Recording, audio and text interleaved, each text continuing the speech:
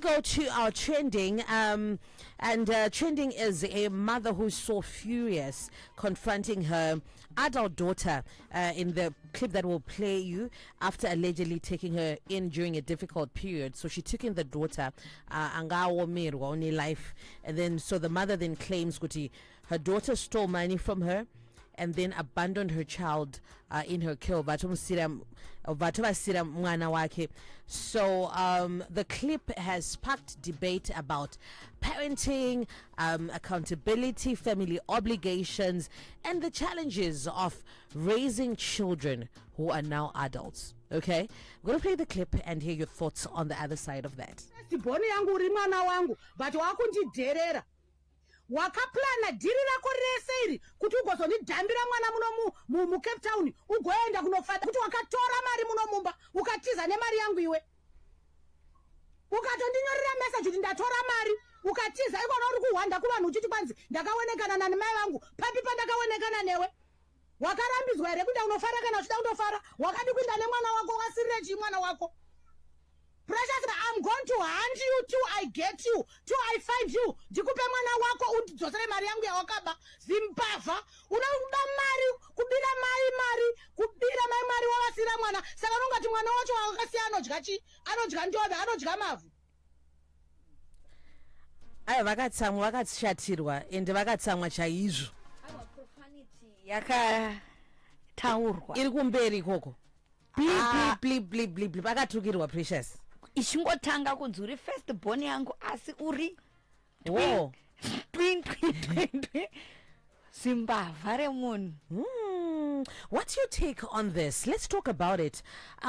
You know, because sometimes you know that tirivana ndisi and then mwana awirwa nedambudziko. So does continuously helping adult children sometimes enable irresponsible behavior? Like in this case, avavasira mwana, because there's the assumption ingoti mubereki akatoita time yake saka inini kuti nditombosunungurwa mbichana vana vanonga vachikonosiwa ikoko vazukuru, you know, and munhu achitoita life yake zvaitaurwa kuti wotonofadaya ukoko. So let's talk about this. What is the role of a parent, especially in our adulthood like this, so here where kuti where the critical role vakatoiita, you know, when we were young, and now as adults I think it's unfair to burden them with that weight, you know, and to continuously then feel kuti entitled kuti vakasatodaro vane utsinyi, but then vakasatochengeta kana kuti mwana wako ivo vakachengeta vavo handiti vane utsinyi kuti, you know, what does she lose by just doing that? So I think kuti it's important to draw boundaries, right? Even as parents, you know, as our parents, ivo vabereki vedu kwatiri, especially ku isusu nevana vedu as well, because I think panika entitlement karibu, there's a thin line between helping sure munhu wirwa nedambudziko wekuti zviwira vanhu zviriko and it's just a temporary situation, sure akawana support and help around them, and then also to enable a behavior, because zvinobva zvazopfuurira mberi kuti kana vatori nemba mumwe munhu anenge atotarisa imba iyoyo kuti ngavachifa zvavo. Vamwe vanhu vanototi vabereki vavo vanogara kumusha, variko vakatoniterera kuti vanogara kumusha ivo vasara imba yemuharare. Yes, zvitoriko izvozvo. Vakura and havanid anything ngavaende kumusha uko, you know, apo haizi imba yako ndeyavo. So I think there is a thin line between supporting and actually enabling. Munhu achitoziva kuti ndine fallback plan zvangu ndonoita zvandinoita, and I think ukanyatsoratidzwa kuti sure pane they are there, but then sometimes they have to then remove that comfort, especially when we're adults, so that it gives you the right pressure to work and to know kuti andina imwe fallback plan. My parent is not my fallback plan, period. Yeah. Sister Leo, mamkase. Damkakana mamkawa. So it's enabling my parents. Vanorwadziwa, no problem yavo. Mwe kubereka unokasika kuvabata. That moment yokuti waenda wetamone kutanga meno kwaunenge waenda odzoka nemwana, vantu vanonongopfana odzoka kugamuchira ubuda futhi kamzukulu kangu vanongopo unotonyatsaziva uyavo kuti vanongotsamwa for a few days and months vakutorongotsa katoita sei wosiya futhi wobuda ubva waita sei ubva waenda ubva wadzoka, so it becomes kakujairika kekuti you know what, chero ndikavhura hombe dzipi as long as vari vapenyu I'm okay, ndongonovasiya votarisa apo vanenge vachitoitawo murudo vachifunga kuti kwadzidza, but I don't know as adults kuti ma-adults anoreforma here akabatsirwa. Ma-adults anotoreforma akabatsirwa asina kutombonyatsoenda through the fire. no panofana paine kafire Handiti kafire kubatsira haifane kudzokera kuva-comfort kana yataive tinayo before when we were kids, right? Kana paine chaitika. I think panofana kuve something zvinokuita kuti ufile kuti no, it's not the same comfort, so I have to then make a change. Yeah.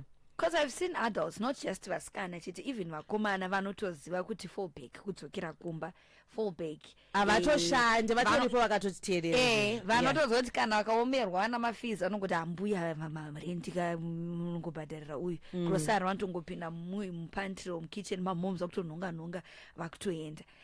But I guess when it comes to the parents, it comes from a point yekubereka, a point of love. Vasingazivi kuti zvavakafunga kuti vatodzidzisa vari vadiki vakutozoyemedza vanhu vacho vakure. Panogona kutoita kareversal ipapa patone dependency on the parent. Exactly. Yeah, parenting adult children. Zvokuti vatokura vanofane nzara mai vamwe vekubereka ndopavanozovaningira, but vanenge vachienabler, they're trying to be supportive but vari kutoregedzera vanhu. So tough love, I think ipapo ndopainofana kutonyatsoshanda ichinyatsobuda ine simba, especially kana mwana awirwa nezvamuwira as an adult, right? And then they are back whether murume kana kuti mukadzi mukomana kana kuti musikana, you know, sometimes atidi tough love, but then ndoino tozotipa simba rekutoona kuti I really have to then work, I have to change my story, and my parents, you know, avazi outlet. Inotangira papi tough love. Let's say for example mwana basa rapera marentals akunetsa kuti we are moving back kumba kwa mama, ndopa inotangira pakuti mama vakutovati I'm giving you 3 months muchigara pano mahara, then mubva mazobuda, and we'll make sure kuti after 3 months vakudzinga vanhu.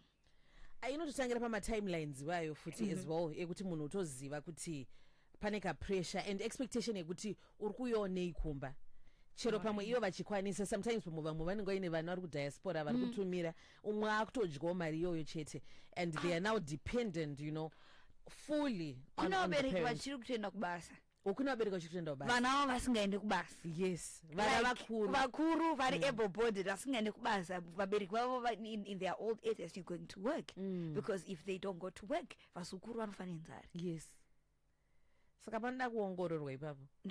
Inoitwa sei tough love yacho vanhu vakura, because vari vadiki unorova unotsiura unoita sei. Now it's a grown adult, as in kutotsiura kuti munhu atoziva kuti chikafu chiripo nhasi, but then we're also expecting you kuti uye nechikafu and then muzomuvha muende kwenyu, kuti vatogara vachiremindwa. I know kuti vanhu havazvide, but then that's the only thing that will push you if you usina comfort. Ndosaka sometimes vamwana vachizoshaya kuti kwasiye vanhu vekuti pamwe vakatokura vainazvo not vainazvo stereki, vasina kuzonyatsosepasa to do more than munhu akatobva kunzara chako, munhu achibva kumusha, because anenge achizoona handina option, I have to work hard, make it. you know, I have to make it. Saka toti kuva that comfort ne cushioning, it's also a bad thing to some extent as an adult. If it's not your money, yes, it's not your house, right? It's not your money. Ngachakwani muturu mzetakapiwa moms ngachina umusha kuti pane vanhu vanoto I know of a story yekuti vanotoendesa mai vavo kumusha, iyo vachisara vachigara munomu